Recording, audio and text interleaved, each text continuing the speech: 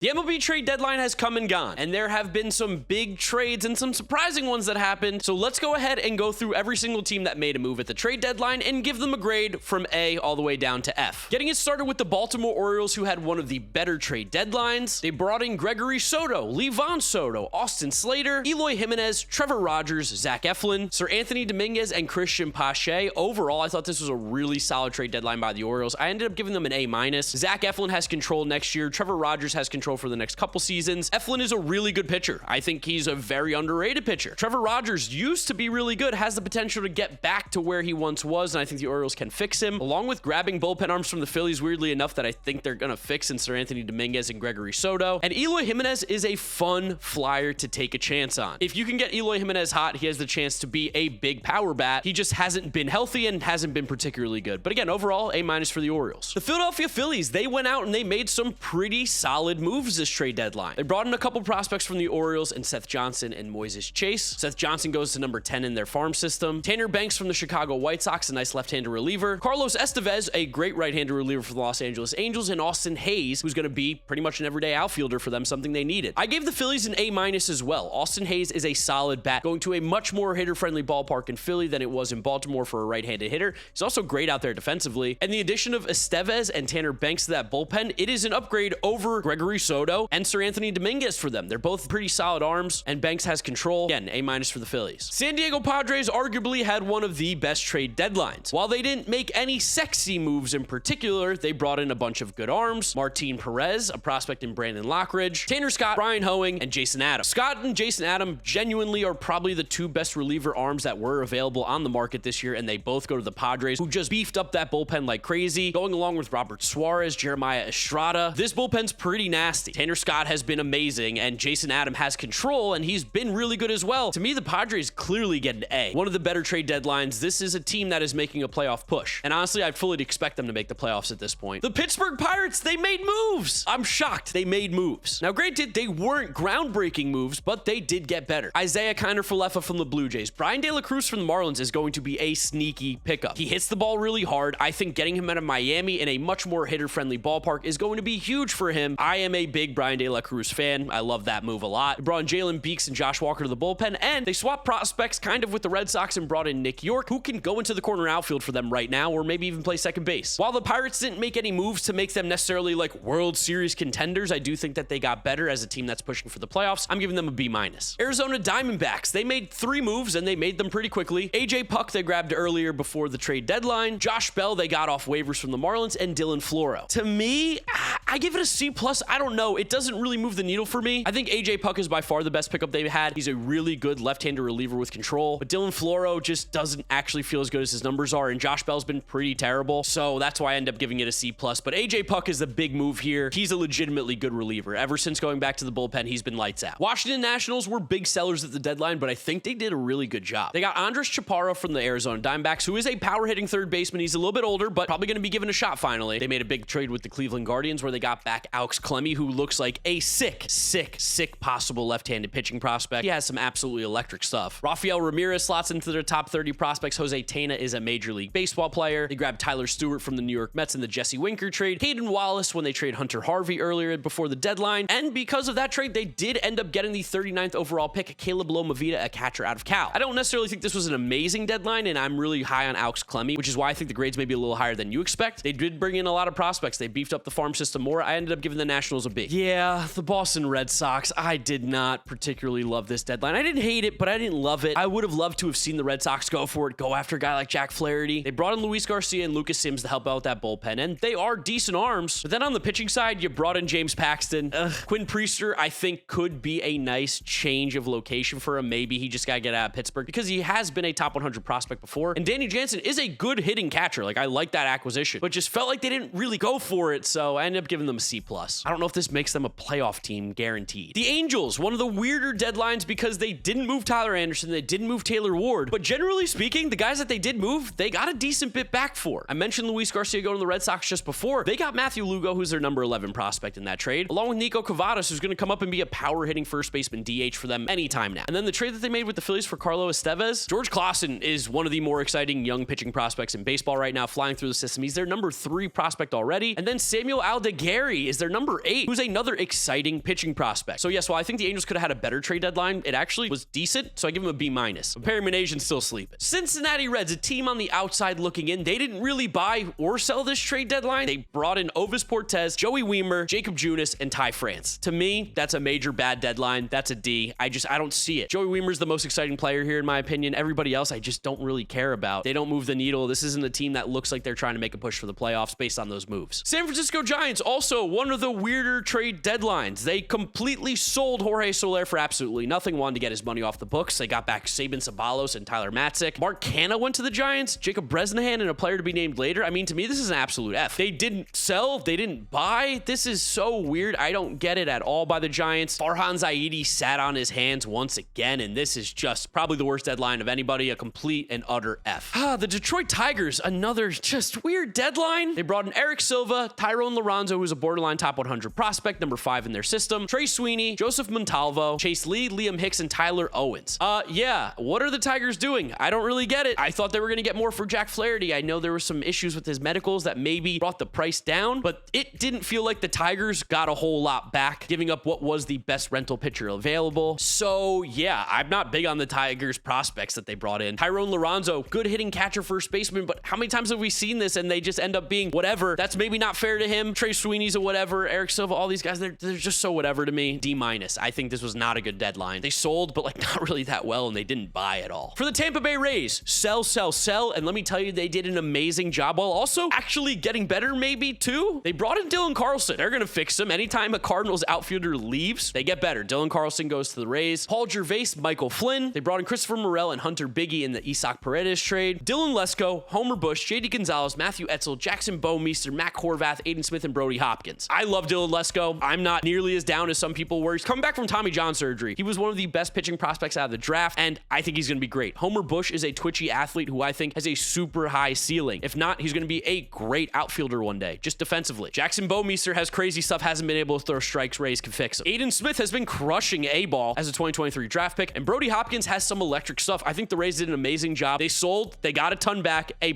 St. Louis Cardinals, they brought in Eric Fetty and Tommy Pham. Tommy Pham, give him the coming home video. They also brought in Sean Armstrong and a player to be named later. I like the addition of Fetty. He's a good starting pitcher. He's played well. While I don't necessarily know how long it's going to stick, he's been good this year. There's nothing you can deny. Since coming over to the KBO, he's been a better pitcher. Tommy Pham is a good backup outfielder, and Sean Armstrong is a solid reliever. To me, this is a B. I don't think the Cardinals did anything to really move the needle, but they definitely improved. New York Yankees arguably had one of the better trade deadlines, and it's because of one man and one man only. That's Jazz Chisholm. Jazz Chisholm, I think, is going to be one of the best moves. They have control over this guy, and I think they gave up almost nothing. They also brought in Mark Leiter and Enyel De Los Santos, who are underrated good relievers. Mark Leiter is nasty against lefties despite being a righty. Enyel De Los Santos has like 4 different pitches, along with Thomas Balboni Jr., who's a prospect, and Kelly Austin. Again, the big move here is Jazz. I think he's going to be amazing there. I'm a huge Jazz Chisholm fan, and again, I can't believe how little they actually gave up, in my opinion. This is an A to me, one of the better deadlines for sure. Speaking of one of the better deadlines, the Los Angeles Dodgers. I think they had a pretty good one. Kevin Kiermaier, Jack Flaherty, Tommy Edman, Michael Kopech, and then a couple prospects in Ahmed Rosario. I'm giving the Dodgers an A. Kiermaier gives them a good defensive center fielder, something that this lineup needs, and he's a major league player. Jack Flaherty, really good this year. He has like the second best K to walk ratio among starting pitchers in Major League Baseball. He's going to help this rotation a ton. Ahmed Rosario and Tommy Edman can play second, can play short, can play the outfield if you need to. Utility players with a lot of speed. And Michael Kopech has a high leverage arm that can come out of the bullpen. Again, Dodgers, one of the better deadlines, A. I think Dodgers fans were upset, but I actually think they did a really good job. Another team that's sneaky, did a really good job this deadline, is the Toronto Blue Jays. They somehow were able to basically get rid of all these non-controllable players and bring a ton back in. The only real guy they gave up was Nate Pearson, but how many times are you going to keep thinking Nate Pearson's going to figure it out? They brought in Ryan Yarbrough, Charles McAdoo, who's a sneaky good prospect for the Pirates, Jay Harry, Jake Bloss, who's going to be a major league pitcher today, Joey Loperfido, who's a major league player today, Will Wagner, Billy Wagner's son, RJ Schreck, Josh Rivera, Yohendrick Pinango, Jonathan Clase, who I actually really like as a prospect, who could be a major leaguer today, Jacob Sharp, Edinson Paulino, Cutter Coffey, and Gilberto Batista. They brought in a ton. They filled up this farm system. Jake Bloss is going to be a major league pitcher with control. Loperfido, major league outfielder, first baseman with control. I like Clase a lot. What they did, I think, was criminally underrated. This is a B+ for me. It's just, I can't give it an A because this team didn't get like the changing a franchise type prospect, but they also didn't give up anybody. The Chicago White Sox, let's talk about this because I thought that they were going to be one of the big winners from the trade deadline. But upon further review, maybe one of the worst deadlines that there were. They somehow were sellers and didn't get that much back. William Bergoya came back in a trade with the Phillies. Phillies, their number 15 ranked prospect. They got Trey Mago, Gerald Rosado, Miguel Vargas, who I am still high on. I still think he has the opportunity to be a good player. He hasn't shown it yet with the Dodgers, but let's see what he's got. He's going to be playing every day now. Gerald Perez, Alexander Albertus, and a player to be named later. I just thought they were going to do more. They didn't move Crochet. They didn't move Robert. They moved Eloy Jimenez for money. Eric Fetty, they kind of got a decent haul back, but also maybe not because Eric Fetty's free and has been pitching well. Outside of the Fetty trade, they didn't really do anything. And Miguel Vargas, I guess, is a bit of a question mark of what his ceiling actually is. So yeah, I'm going to give the White Sox a D+. I thought they were going to do a lot better, and upon further review, I actually was disappointed what they got back. My favorite team, the New York Mets, of course they're going to get an A+. No, seriously, I'm not giving them an A+. Let's talk about what they got. Huascar Brazoban, Tyler Zuber, Paul Blackburn, Nicholas Carreno, Jesse Winker, Ryan Stanek, and Phil Maton. The Mets addressed the things they needed. They needed bullpen help desperately bad, and I think Stanek, Maton, Brazoban, and Zuber will really help out. Paul Blackburn was a starting pitcher that they needed. They needed a war body out there. Paul Blackburn is good and has control next year. And then Jesse Winker, a left-handed bat that plays the outfield that's better than DJ Stewart and Ben Gamble, who's had a really good year. He gets on base. He's a good ball player. I really like the Mets trade deadline. I'm not going to pretend like it's one of the best, but it was solid. I'm going to give them a B. David Stearns, well done. The Miami Marlins made so many moves, and they replenished what was one of the worst farm systems in Major League Baseball. Let's just go through all the names. Wilfredo Lara, Jun-Shuck Shim, Garrett Forster, Robbie Snelling, Adam Mazer, Graham Pauley, Jay Bashirs, Will Schomburg, Connor Norby, Kyle Stowers, Augustine Ramirez, Jared Cerna, Abraham Ramirez, Davison De Los Santos, and Andrew Pintar. Just quickly, I'm giving them an A. I roasted them because I didn't think they got a lot back for the Jazz Chisholm trade, and I still stand by it. I'm not a big Augustine Ramirez guy. When you give me a bad athlete who's a catcher slash first baseman who's shown some pop in the minors, I just don't get excited. He's also struggled at AAA. Jared Cerna,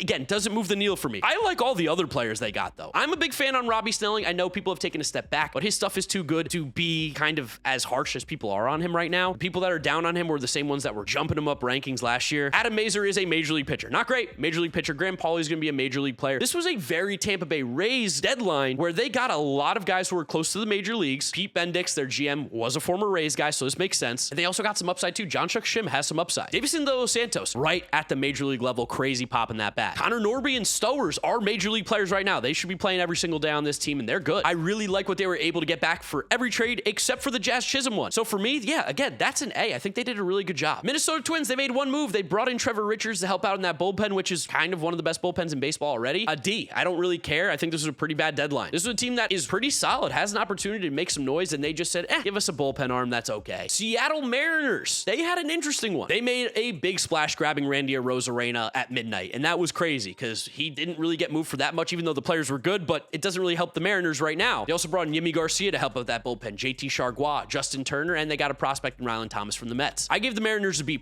Randy Arozarena automatically brings some offense into this team, and they are one of the worst offensive teams in baseball. The pitching is so disgusting. If this team can score more runs, they have a chance to win a World Series. That's how good their pitching is. And improving on that bullpen with Chargois and Yimi Garcia, if Turner and Randy Arozarena can hit at all, this could be one of the better deadlines. Right now, I'm going to give them a B+.